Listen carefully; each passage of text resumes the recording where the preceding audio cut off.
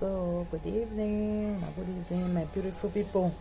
This evening, I want to talk about this language when we the almost all the time they use. Nobody is perfect.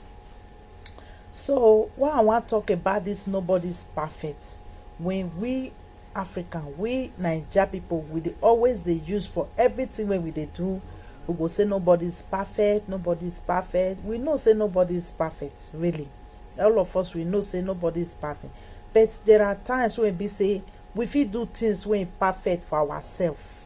We fit do things when really perfect for ourselves, when we see say this thing, if we do am, it go make us better for our life. It go make things dey okay for us, in so many aspects of our life. Like say maybe we get friends, we get wife, we get husband, we get for our children. There are things wey we fit do when e fit perfect for us, but I come notice say most of our people, whether man or woman, they see nobody is perfect too much all the time. They go say nobody is perfect. This nobody is perfect language, so oyibo do am because of some certain things. They supposed to dey use this language because of some certain things. Not be any small thing we go say nobody is perfect. Any small thing we go say nobody is perfect. We go see people they by themselves, they put hand, they do evil, they do things wey be say e not correct. They go they use nobody is perfect till they cover am.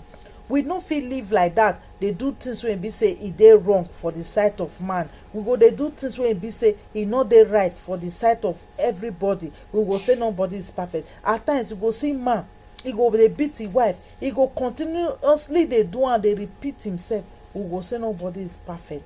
How can somebody be doing something when be say he know say e no dey right? He go say nobody is perfect. Today you go beat your wife, you go say I'm sorry, nobody is perfect. Tomorrow you go repeat again, you say nobody is perfect. Abeg, woman, if you be dey this kind situation, or you did this type of marriage when be say man they beat you every day, man they cheat on you every day, man they do every type of things when be say they really they hurt you, they hurt your children, and if they come with nobody is perfect, time don't reach where you take carry that man sit down, tell am say my dear, you not fit take this nobody is perfect again, because this language not be because of you they create am.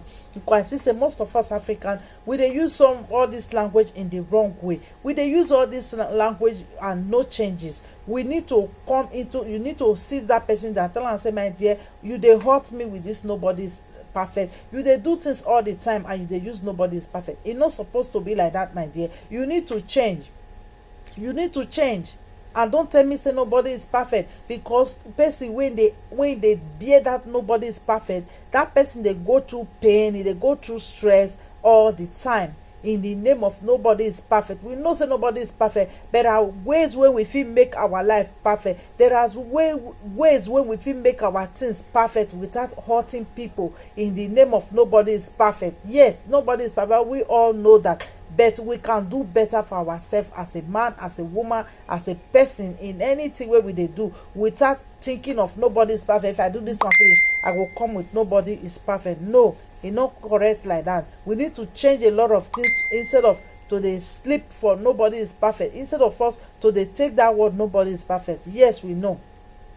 You go see man now, he go do something where be say no right, he go say nobody is perfect. You go see say woman now, he go repeat one thing wey he do before wey no right, he go repeat am again, nobody is perfect. He go repeat the same thing, even the worst again, go say nobody is perfect. We know say nobody is perfect, and not be because of una they do this language of nobody is perfect. We need to try to make perfection for ourselves, to make perfection to the way where we fit, instead of all those nobody is perfect, nobody is perfect. Because this language, it even they make some people they lazy, it even they make some people they do some kind of nonsense thing where be say they're not supposed to do in the name of nobody is perfect. You go see man go they cheat, he go continuously to the cheat, his wife go they talk to her, he go they hurt the children, go they hurt everybody. They go say nobody is perfect. Yes, we know, but we need to make change for ourselves, instead of lying on that language of nobody is perfect. Yes, we know that nobody is perfect, but we need to make perfection for ourselves, for us to be able to coexist together.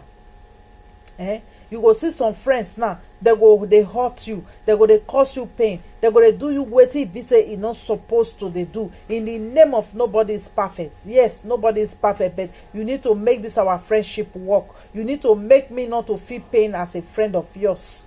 Okay, we know say nobody is perfect.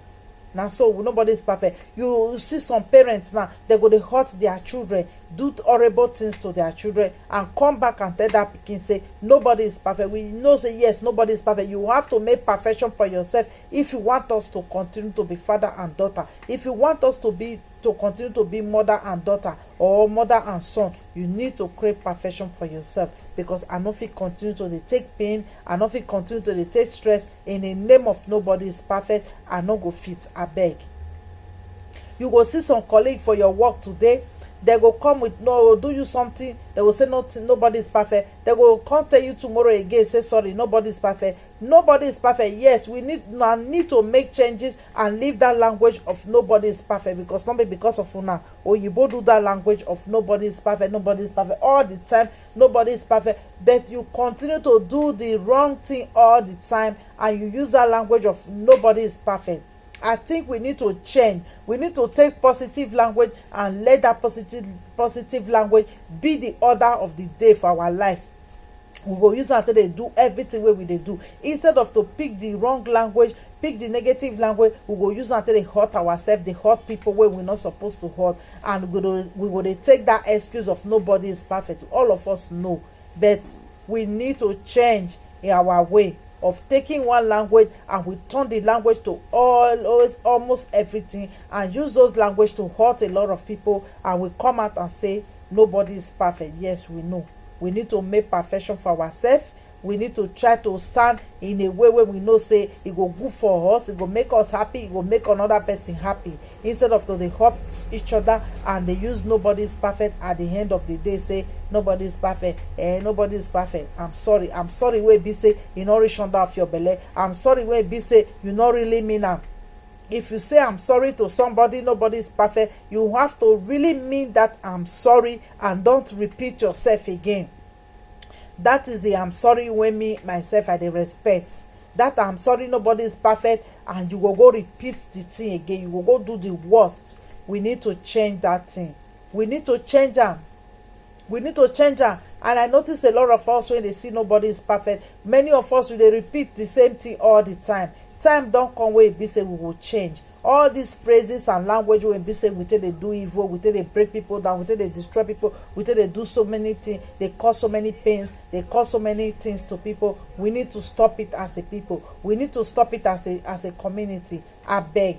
Now that language I say me I can't talk. So I dey see some women that they do a lot of things wey be say e no dey right, and they come with nobody is perfect. Especially the men too.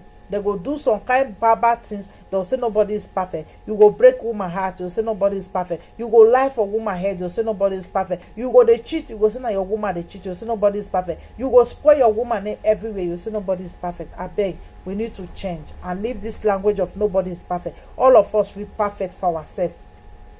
We fit perfect for ourselves without saying nobody is perfect. So now that language I say my country today of nobody is perfect. When our Nigeria, our people, they always they use this language to do bad. They use this language to they do a lot of wrongs, and they know they really mean the sorry when they tell people.